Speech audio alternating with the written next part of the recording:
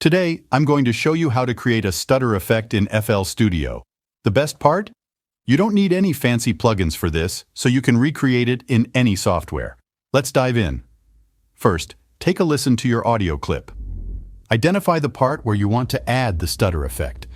We've been through this before, didn't know what I'd find in you.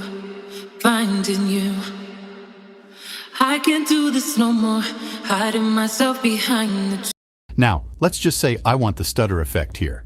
So what I will do is select the blade tool from the top bar and make a cut on the audio clip at that point. Next, drag the left part of the audio clip forward to create a gap. Now, here's the fun part. Copy and paste the audio cut as many times as you want the voice to stutter.